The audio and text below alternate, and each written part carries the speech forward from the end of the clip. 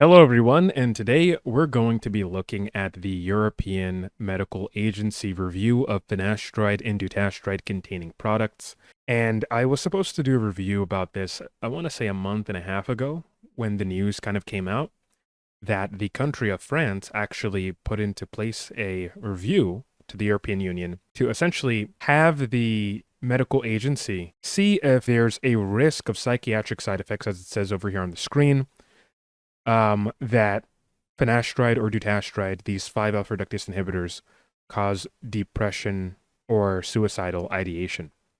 Now, this is a pretty huge conversation because the implication here is that if they come to the conclusion that there is a sufficient amount of medical literature such that, yes, finasteride containing medicines and dutasteride containing medicines do have a risk of psychiatric side effects such as depression and suicidal ideation. And this isn't just a correlation, right? I would hope that they want to see if there's a causal relationship. Then that would prompt the EMA to probably put in measures to limit the availability of either finasteride or dutasteride or both finasteride and dutasteride when it comes for conditions such as androgenetic alopecia. And at least from how it seems to me and many other people, androgenetic alopecia is just seen as a cosmetic issue. Even though the state of hair loss can profoundly impact people's psychological, stance, it's seen as a cosmetic issue. So I can see it that, you have these group of bureaucrats making the decision that, okay, this is a cosmetic issue. We don't need to risk people, unaliving themselves or having, a large scale depression because of this, right? But we're going to, assess what's actually going on. So this is a ad hoc video.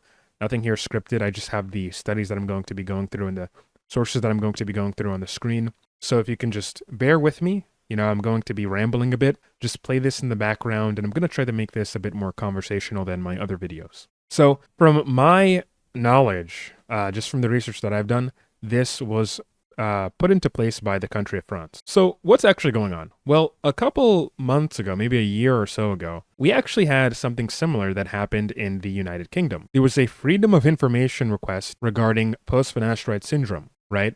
And the post-finasteride network, if I can go here real quick on the screen, let me see which tab it is. So the post-finasteride syndrome network, and this is a PDF file from the what is it called? The Medicine and Health Products Regulatory Agency of the United Kingdom. So the post-finasteride syndrome network, essentially, they commissioned a report to see if they can somehow get the recognition that finasteride causes, the condition known as post-finasteride syndrome, right?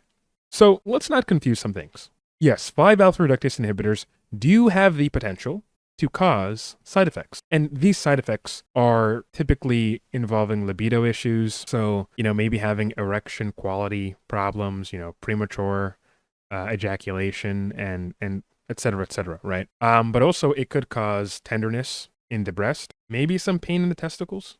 But there are other claims that are made in this document. And the claims are depression, right? Over here, current product information.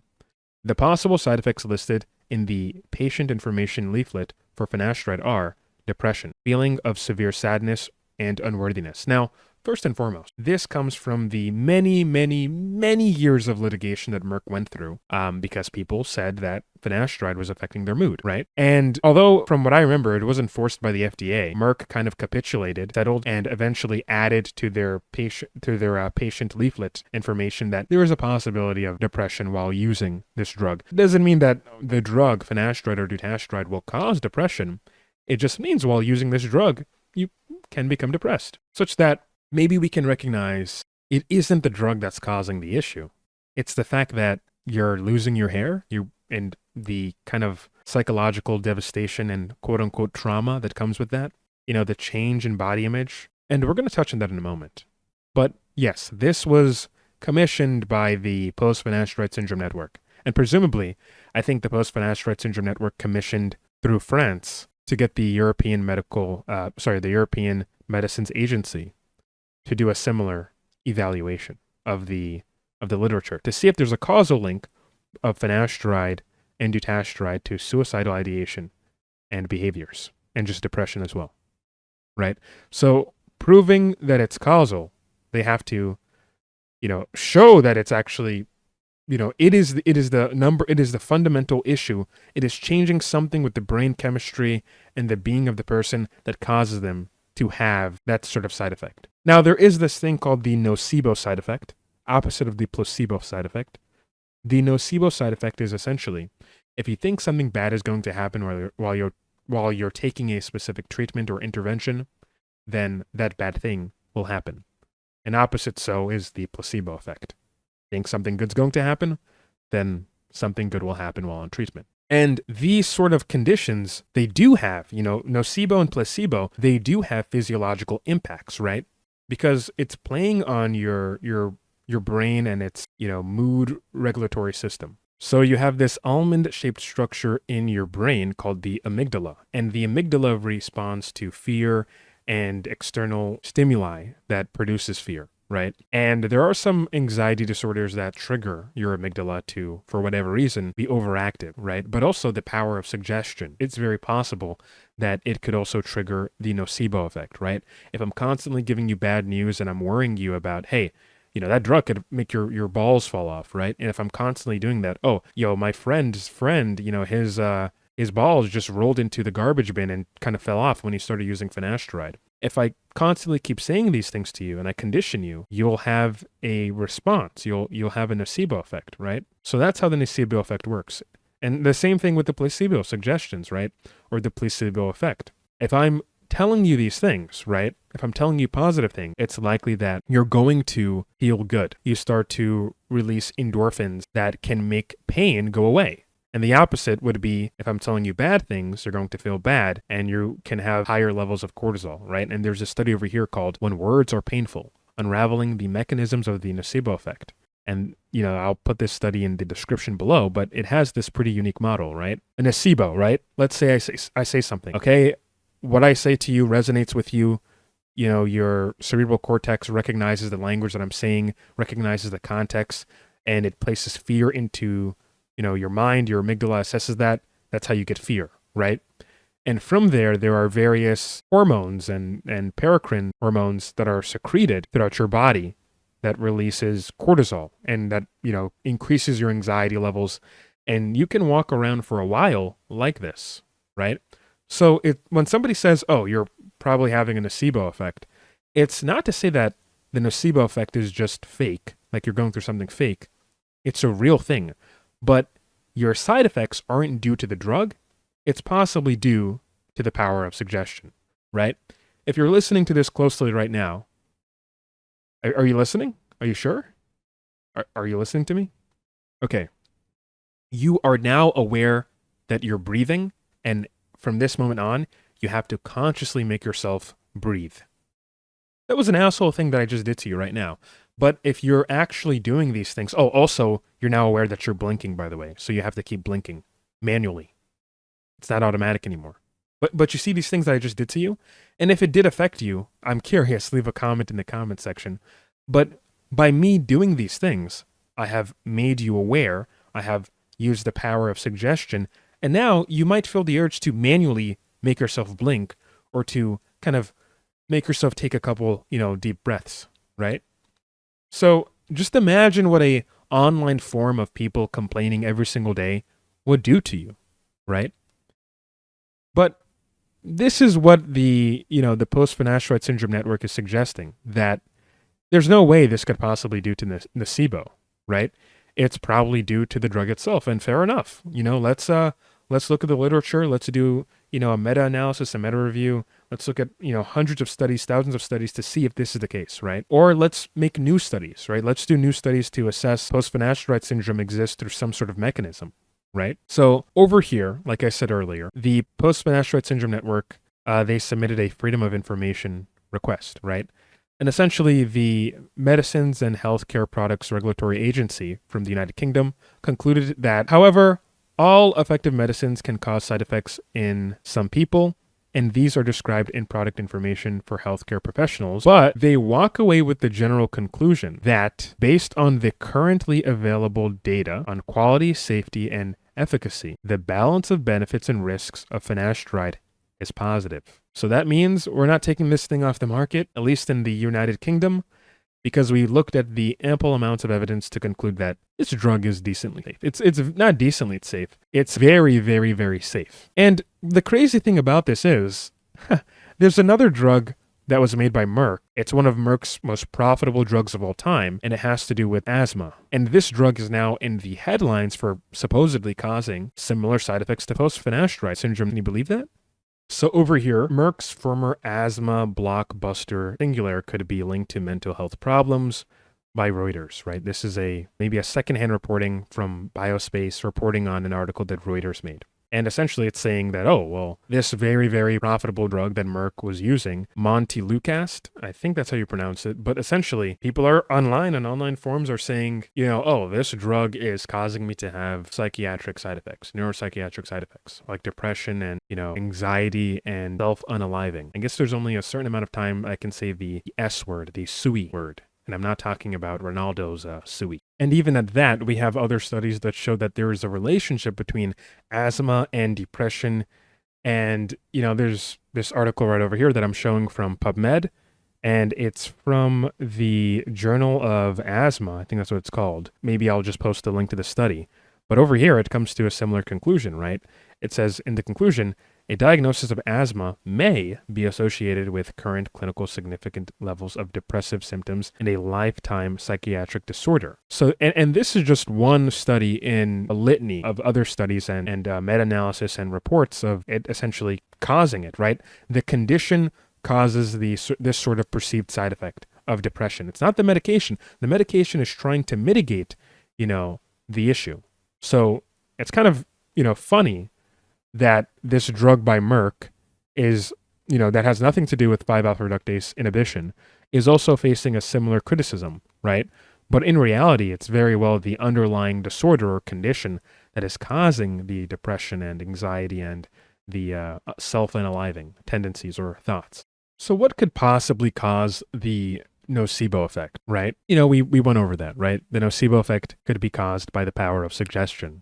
Me saying something bad is going to happen to you can trigger you to have a response. And even at that, we have other studies that show that there is a relationship between asthma and depression. And, there's this article right over here that I'm showing from PubMed, and it's from the Journal of Asthma. I think that's what it's called.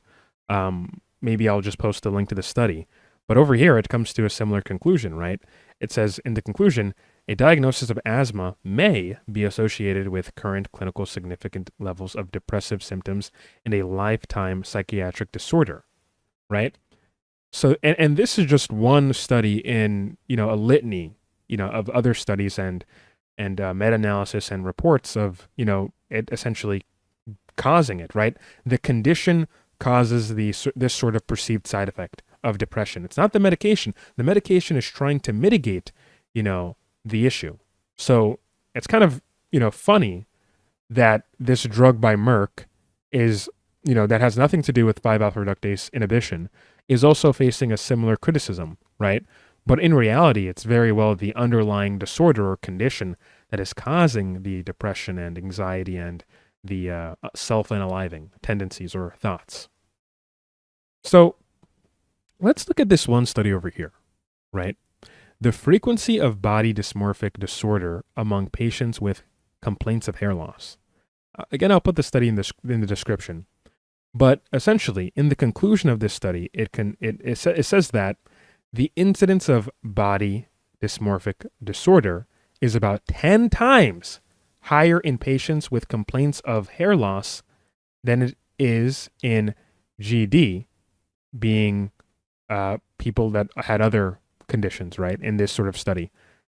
Other dermatological patients, and is higher in males. So essentially, in this study, right, it compared people with hair loss against other people that had other dermatological issues, right, or general dermatological disorder issues.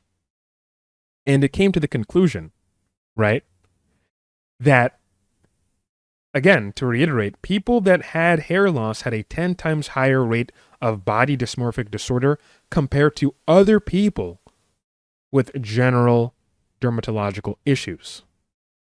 Now, imagine comparing to the population, right? To the regular population who don't typically have, general dermatological issues. If you expand it to the regular population, that means that this rate of it being 10 times higher, it could be 20 times higher. It could be, even higher than that.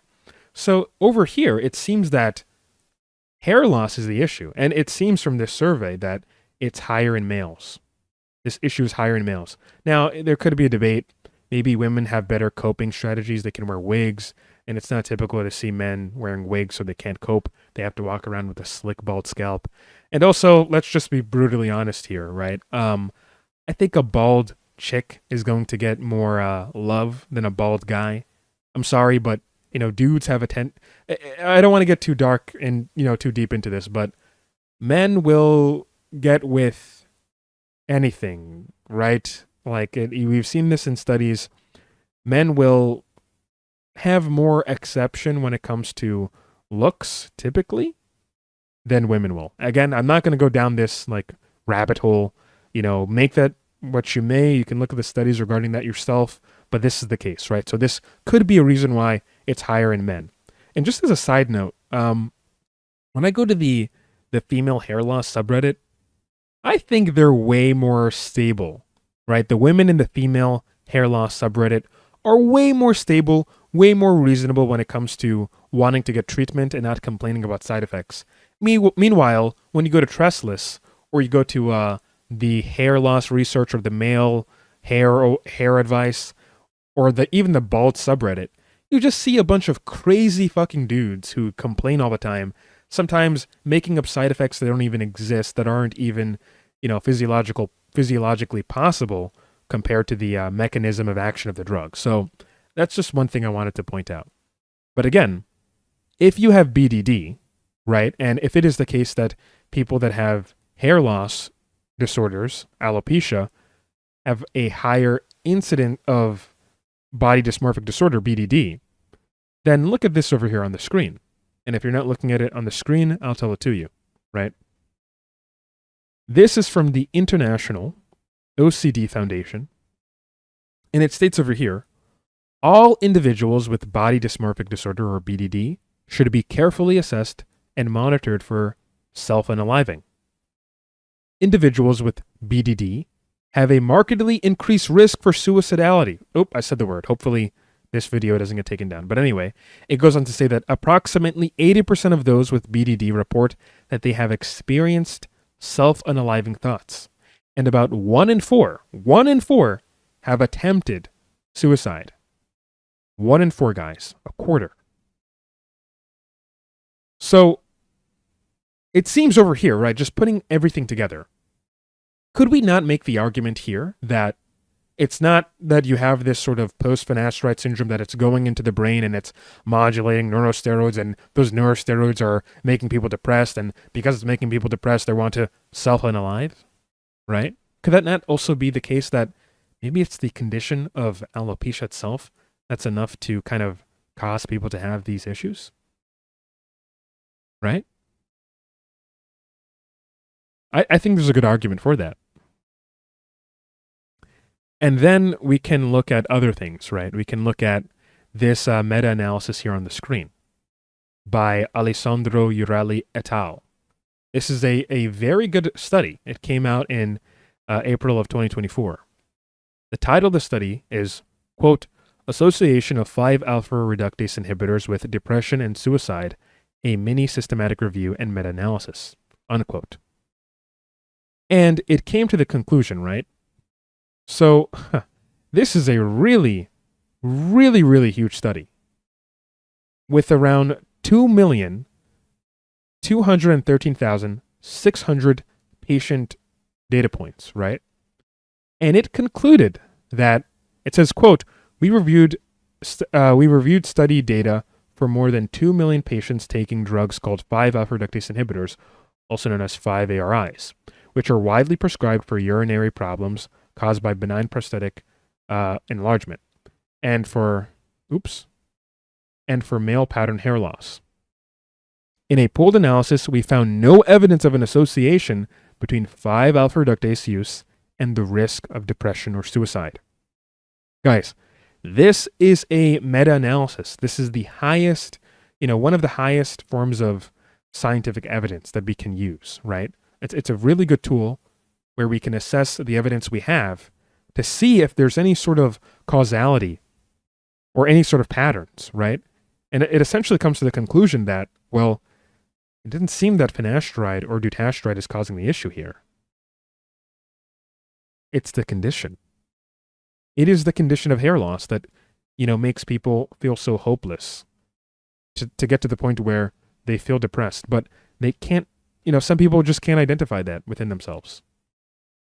Let's look at this one study over here, right? The frequency of body dysmorphic disorder among patients with complaints of hair loss. Again, I'll put the study in the description, but essentially in the conclusion of this study, it says that the incidence of body dysmorphic disorder is about 10 times higher in patients with complaints of hair loss than it is in GD, being people that had other dermatological conditions, and is higher in males. So essentially, in this study, right, it compared people with hair loss against other people that had other dermatological issues, right, or general dermatological disorder issues. And it came to the conclusion, to reiterate, people that had hair loss had a 10 times higher rate of body dysmorphic disorder compared to other people with general dermatological issues. Now, imagine comparing to the population, right? To the regular population who don't typically have general dermatological issues. If you expand it to the regular population, that means that this rate of it being 10 times higher, it could be 20 times higher. It could be, even higher than that. So over here, it seems that hair loss is the issue. And it seems from this survey that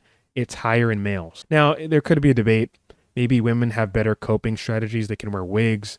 And it's not typical to see men wearing wigs so they can't cope. They have to walk around with a slick, bald scalp. And let's not get it mistaken, because it also impacts women and their self-esteem greatly as well, right? There's a perception that women, don't go bald. And if a woman is going bald, then that points at them being unhealthy and whatever, right? But still, hair loss disorders impact everyone's self-esteem. So it's, and to be honest, I would probably argue that women suffer from this stuff a bit more, right? And at least in men, we can use 5-alpha reductase inhibitors, and it has a very well proven efficacy, high efficacy, when it comes to androgenetic alopecia in men. But in women, it's hit or miss, right? Sometimes they have to do higher doses of finasteride, the 5 milligram dose, or maybe they have to use dutasteride, maybe at 2.5 milligrams, right? And this paper over here is by Carolyn Seidek, and it's called Alopecia in Women. This is a pretty old article. It's from March 1st, 2003, in the American Family Physician paper, so the AFP. And we can actually turn our attention over here to another paper titled, quote, Review of Quality of Life Studies in Women with Alopecia, unquote, by Dr. Davis and Dr. Callender. Interesting name. And this is from the International Journal of Women's Dermatology. And essentially, it states over here, quote, we present this comprehensive review of quality of life studies in women with alopecia to describe the multitude of feelings and emotions associated with the disorder and remind dermatologists of the psychological impacts it can have on women. And I'm not going to go through this whole paper, but it's arguably probably a bit more severe than what the other paper suggested when it came to body dysmorphic disorder. But, we're not here to compare traumas, right?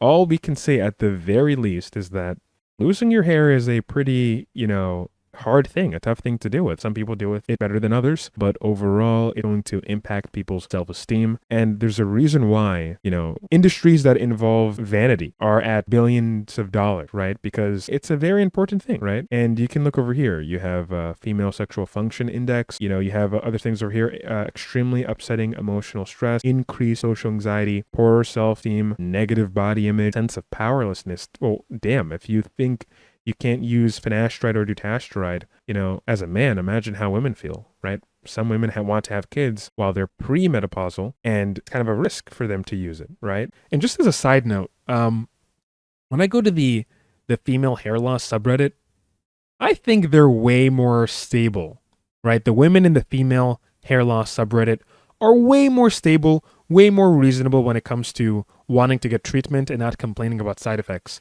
Meanwhile, when you go to Trestless or you go to the hair loss research or the male hair advice or even the bald subreddit, you just see a bunch of crazy fucking dudes who complain all the time, sometimes making up side effects that don't even exist, that aren't even, physiologically possible compared to the mechanism of action of the drug. So that's just one thing I wanted to point out.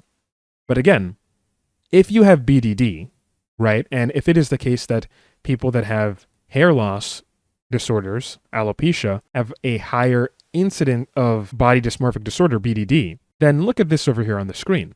And if you're not looking at it on the screen, I'll tell it to you. This is from the International OCD Foundation, and it states over here, all individuals with body dysmorphic disorder, or BDD, should be carefully assessed and monitored for self-unaliving. Individuals with BDD have a markedly increased risk for suicidality. Oh, I said the word. Hopefully this video doesn't get taken down. But anyway, it goes on to say that approximately 80% of those with BDD report that they have experienced self-unaliving thoughts. And about 1 in 4 have attempted suicide. 1 in 4 guys, a quarter.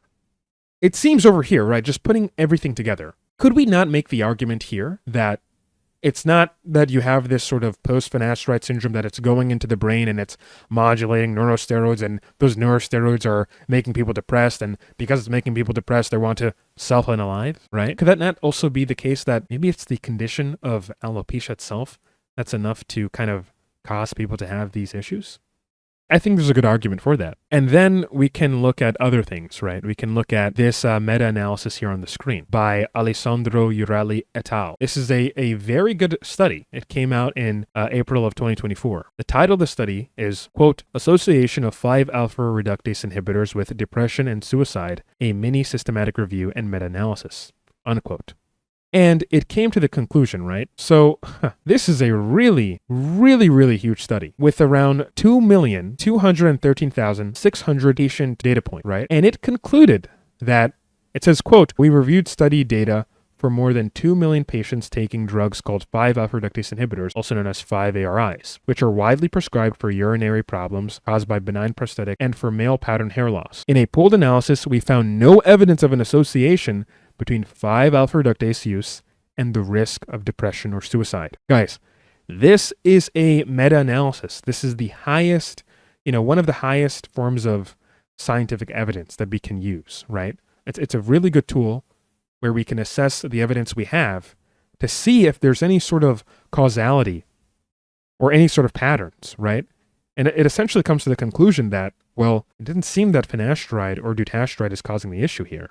It's the condition. It is the condition of hair loss that, makes people feel so hopeless to get to the point where they feel depressed. Some people just can't identify that within themselves.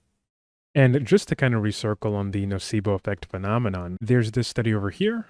It's titled, quote, Finasteride 5 milligram and sexual side effects. How many of these are related to a nocebo phenomenon, unquote. And essentially, in this study, they had 2 groups. One group were receiving finasteride at 5 milligram every day, but one group was counseled on how the drug has sexual side effects, right? And the phrase that was used to inform this group was, it may cause erectile dysfunction, decreased libido, problems of ejaculation, but these are uncommon. So it emphasized that, okay, this drug can have side effects, but it's uncommon, right? The study is emphasizing to these subject participants in the group that gets the counseling, right, being group 2, with how uncommon the side effects are. The other group, they don't get this counseling. In fact, they just get told that the compound is proven for its efficacy for benign prostatic hyperplasia. And the outcome, the group that received counseling, group 2, had a higher incident, a significantly higher incident of people reporting sexual side effects, right? About 43.6% of the men in that group versus the other group being 15.3%. Now, I know how this looks like, right? Whoa, but this proves that 15.3% is a pretty high rate for a side effect, right? It's really high. That means, people, get side effects at a 15.3% rate in overall, at the very least, what we can say. No, because you have to look at the context of the study, right? This study looked at men who are very old, right? Who are significantly old, who had lower urinary tract infections. So perceivably, there's going to be some level of libido loss. But when you're comparing within the methods of the study, when you're comparing the two groups, one group that was counseled, right, because we're trying to see the strength of the nocebo effect within the context of the study, one group that was counseled had 43.6% report side effects, and the other didn't. So that's nearly twice, right? A bit over twice. So now I actually want to focus on this study over here, titled, quote, Altered Methylation Pattern of the SRD5A2 gene in the cerebrospinal fluid of post-finasteride syndrome, or post-finasteride patients, a pilot study, unquote. So I think that out of all the PFS studies, and I can't sit here and, name all of them for you, I'm not going to do that,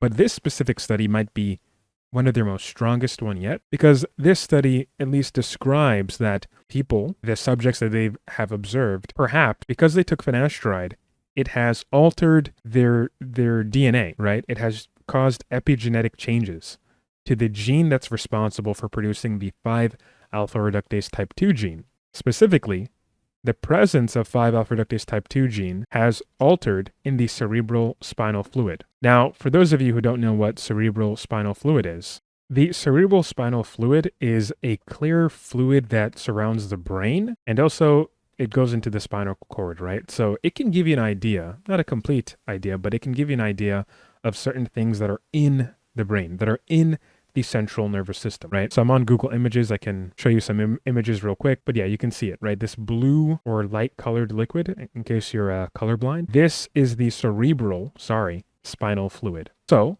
let's get back to the study. So essentially the study is saying that, hey, we've noticed some epigenetic changes or some different changes compared to, I don't know. We'll look at what they compare it to, because that's a good question.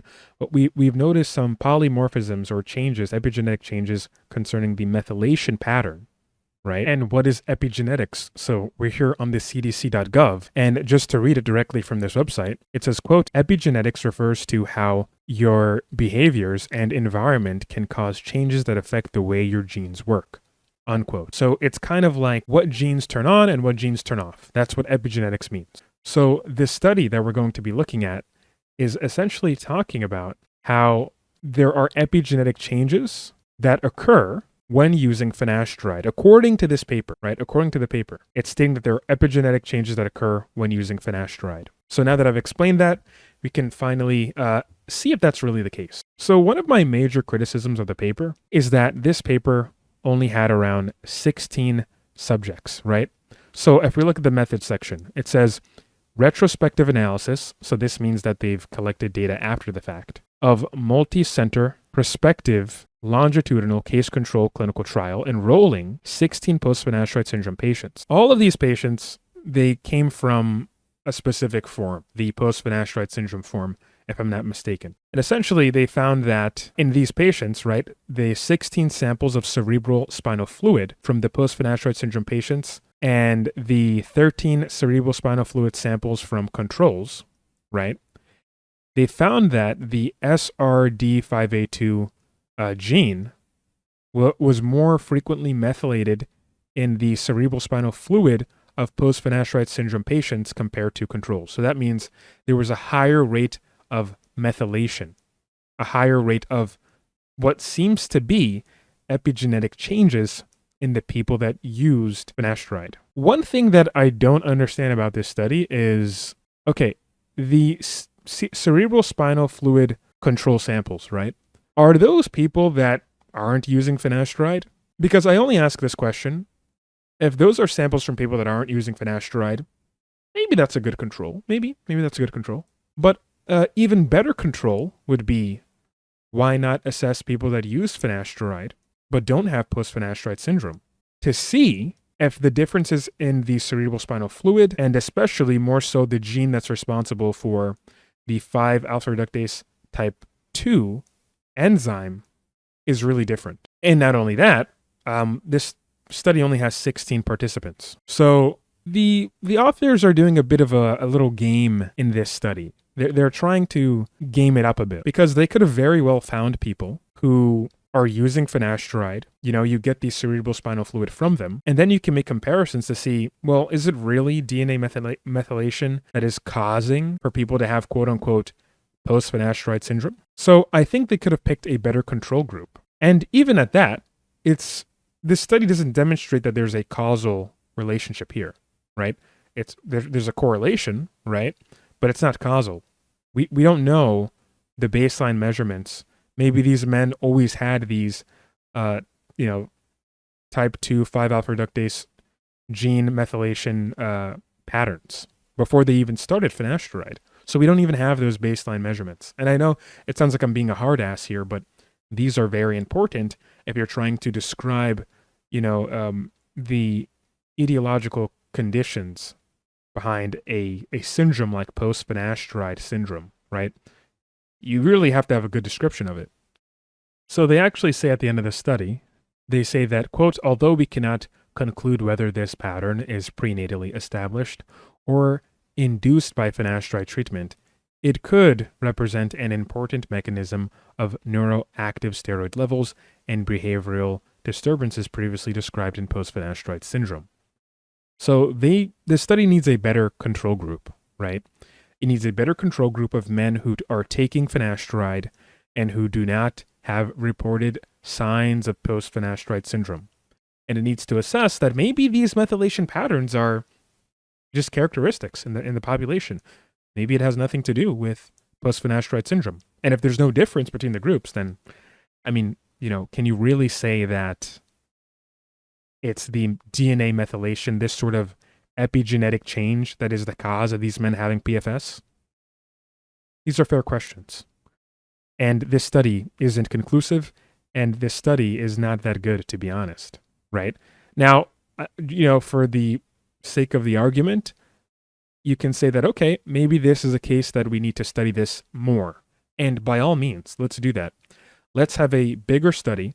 Let's get people that are complaining about post-finasteride syndrome, who purport to have post-finasteride syndrome, and let's see the differences in their DNA methylation patterns of the SRD5A2 or the type 2 5-alpha reductase gene.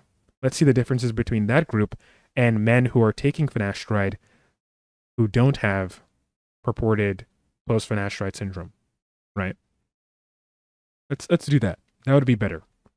But yeah, you can still get side effects from finasteride and dutasteride. And I want you guys to remember something, right? When you block 5-alpha reductase, the enzyme, you're going to cause the free testosterone that would have otherwise turned into DHT to stay as free testosterone. And in some individuals, this testosterone transforms and it goes through a process called aromatization. So let's look at what aromatization looks like. So we have this study over here. This is a different study, but it has a useful graphical abstract where we can kind of see what testosterone does, right? Testosterone can 5-alpha reduce into DHT, so it can transform using the 5-alpha reductase enzyme and turn into DHT, or it can go through aromatase and then turn into 17-beta estradiol or E2, right? However, in some men, they have a higher rate of aromatization, and this higher rate of aromatization can cause for there to be an upset in the androgen to estrogen ratio, where it could cause them to have libido issues. And this fluctuation in hormones between androgens and estrogens can cause them to have libido issues, right? It can cause for a temporary low libido, and in some people, it can cause for a temporary high libido, as some people claim to experience when using dutasteride. So we're going to look at the other study that I was previously showing on the screen, if I can just switch to the tab real quick. So when looking at the study titled, quote, different levels of estradiol are correlated with sexual dysfunction in adult men, unquote. This study, I'm not going to go through the whole thing, but this study helps us understand ejaculatory dysfunction, including premature ejaculation, also known as PE, and delayed ejaculation, also known as DE, as well as erectile dysfunction, also known as ED. And these are sort of the aspects of sexual dysfunction. And they're trying to see if they can find any associations with hormone levels, whether it's between androgens and estrogens. Let's move on further into the study. So it says over here in this study that furthermore, quote, furthermore, as we hypothesized, ED, or erectile dysfunction, was affected by high estradiol levels or the imbalance between estradiol and testosterone. Men with higher estradiol levels had reduced spontaneous erections, decreased nocturnal penile tumescence, and this just means tumescence means the state of being big or engorged, so decreased penile like erections, so pretty much nocturnal wood, right? You getting hard in your sleep. Let's not get it too graphic with this, right? And also greater levels of psychological distress. Interesting. This was observed in humans, right? And also animal models of rabbits. And it seemed that rabbits also had increased estrogen levels as well as ED. So when they had increased estrogen levels, they had erectile dysfunction. But also, who knows, maybe the rabbits weren't in a mood to, actually get off if they're being observed. I know I wouldn't be if I was like, in the room with a doctor. Maybe if she was hot, maybe I would kind of, feel a bit intimidated, but that can, kind of get me going a bit. But let's not get too immature here. I'm the only one getting immature, so whatever. Ignore what I'm saying. But anyway, over here, right, they found something similar as well, right? Our results reported that PE, and for PE, let's look up what that was again. What was PE? I think it was premature ejaculation. So yeah, premature ejaculation. They say that, scrolling down. Our results reported that premature ejaculation patients had significantly higher levels of testosterone compared to the control. Really? Similar results are reported by other studies. Okay. That's interesting. So similar results were seen in other studies. So this is a case where testosterone, when it's too high, it can also cause issues, sexual dysfunction. But you would assume that all the issues are due to higher estrogen levels, right? No. Rather, you need to have a balance between estrogen and testosterone, or testosterone to estradiol, whatever it is. A general androgen to estrogen balance that's conducive for you to have an erection, to have, libido, good libido, right?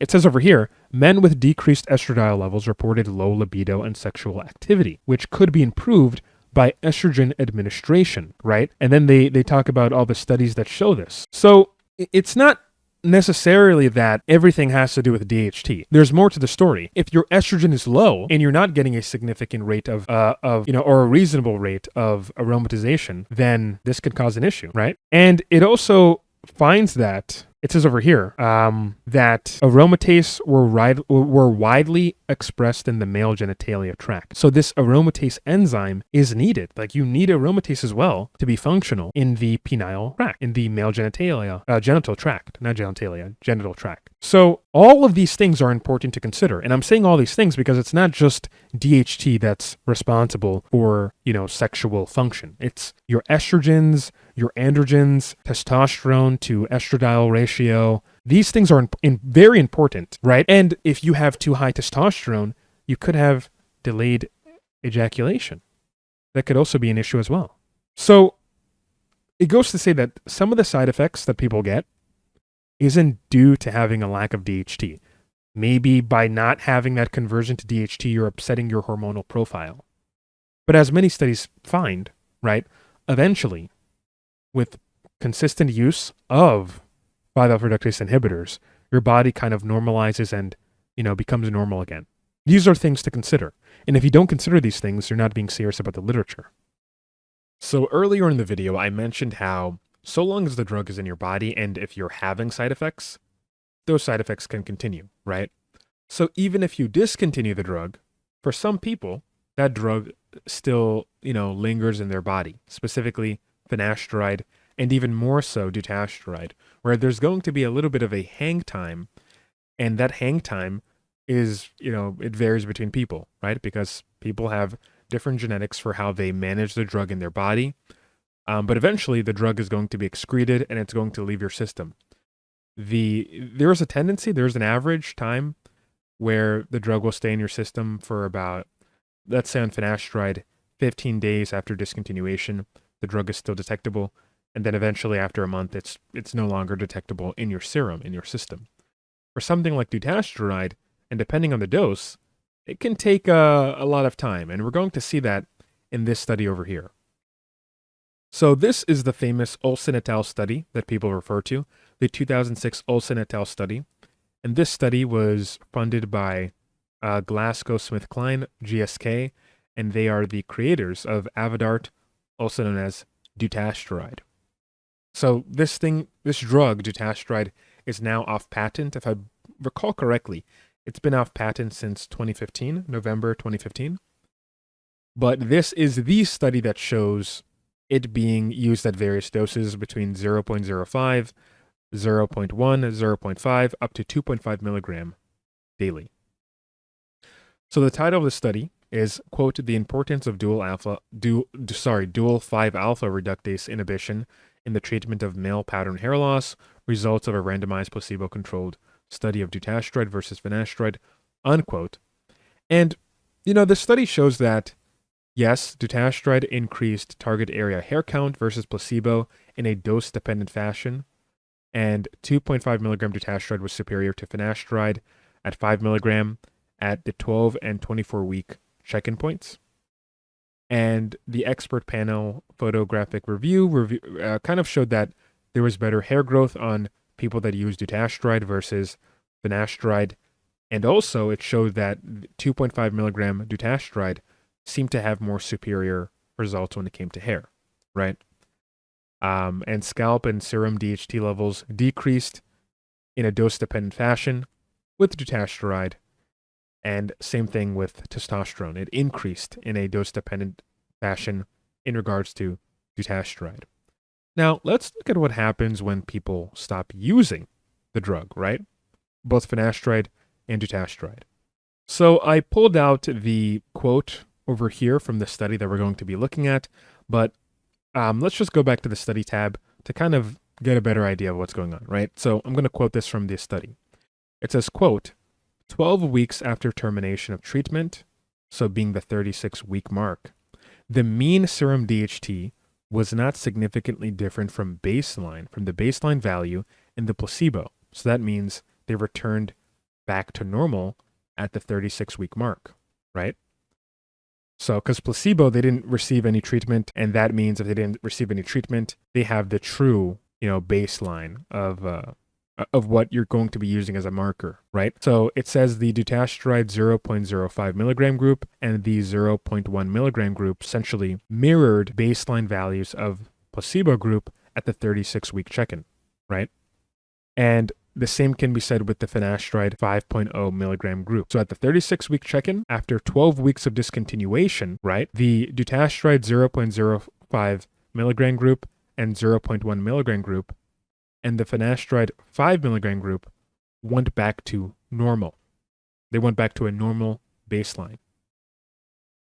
But the study goes on to say, however, at 36 weeks, so at the 36-week check-in, serum DHT levels had not yet returned to baseline for patients receiving dutasteride at 0.5 milligram and 2.5 milligram, right? So this is 12 weeks after they finished using dutasteride. So conceivably, right, you're going to have instances where some people, it just takes them longer to kind of return to their baseline values.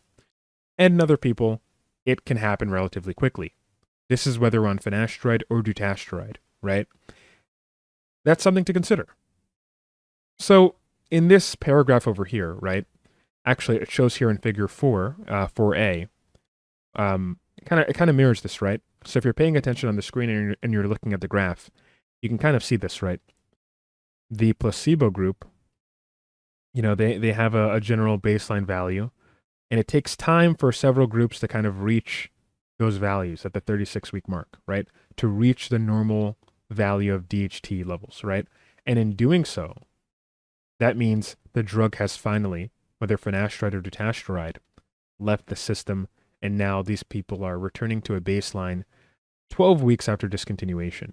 right? Now, in other groups, even more so true for people that use 2.5 milligrams of dutasteride, it takes longer for them to go back to that baseline because conceivably the drug is still in their system, right? It's still doing some work. Because 2.5 milligrams a day for 24 weeks or, about half a year is a pretty significant time period. And it's going to take some time for that drug to leave your system, especially for a drug like dutasteride, which has a half-life of around, I guess, 5 weeks, right? At 36 weeks, you can see over here the triangle line, right? The triangle line here. That 0.5 milligrams dutasteride, although it's not at the baseline, it's about to approach the baseline after 12 weeks. If you're having side effects, maybe, that drug still being in your system can cause side effects, right? But you have to remember this, right? People say, oh, I had side effects, right? And I stopped using the drug and it's been 4 days, yet I'm still having those side effects.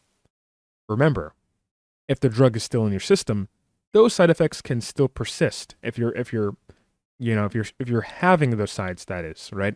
So you have to give some time for your body to excrete those drugs for them to kind of remove from your system. The only thing I would say to be cautious here is that if you get side effects on 2.5 milligrams of dutasteride and you want to discontinue it, you do have to wait a substantial amount of time, especially if you've been using it for half a year, for 24 weeks. And the same thing can be said about testosterone, right? For the 2.5 milligram group, it took longer, right? It's taking longer than 36 weeks for the serum testosterone levels to kind of return to normal. And what is normal is that which is placebo, right? That which the group did not have any sort of treatment. But however, and this is where I go to the other tab, where I kind of broke it down, a bit better.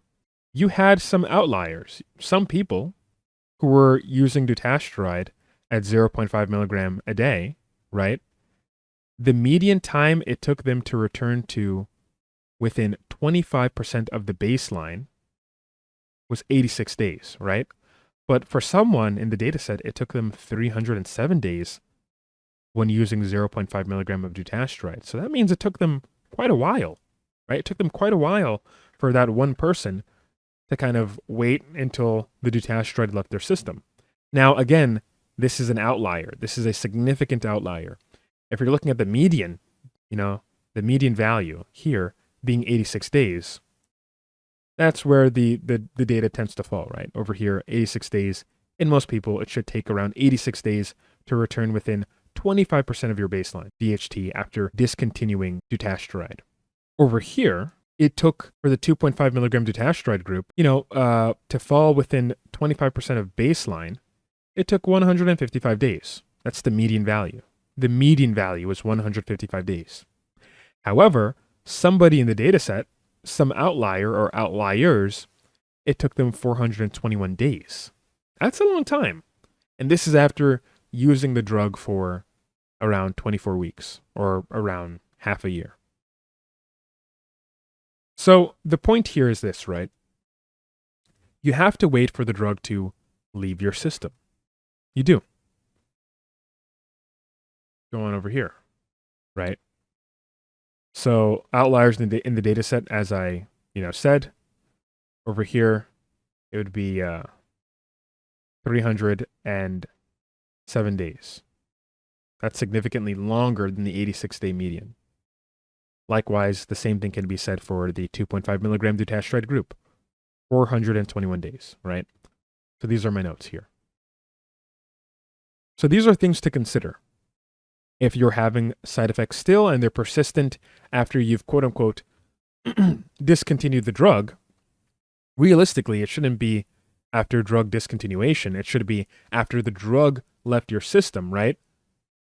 Then I guess that's a quote unquote post-finasteride syndrome or a post-dutasteride syndrome. So yes, Merck acknowledges that you can still get side effects after discontinuing the drug. GSK acknowledges that you can still get side effects after discontinuing the drug. The real discourse here is if the drug is still present in your system, and if it's no longer detectable or present in your system, there's no evidence of that being able to continuously cause side effects. That is, if what they're claiming over here in that study that I showed on the screen, where is it? That there's some sort of altered methylation pattern of the type 2 5-alpha reductase gene, right? Because if that's the case, which they did not prove in this study, because they didn't have their control be men that were using finasteride and did not report having PFS. Because the reason why that would be significant is that then you can possibly point to a contradiction, because if those men had the same sort of mutations, right, that means that maybe finasteride didn't even cause it, and that mutation has nothing to do with why people are reporting PFS. But, if that isn't the case, then realistically, the case would be that, okay, you do have to wait for the drug to kind of leave your system in order to feel better.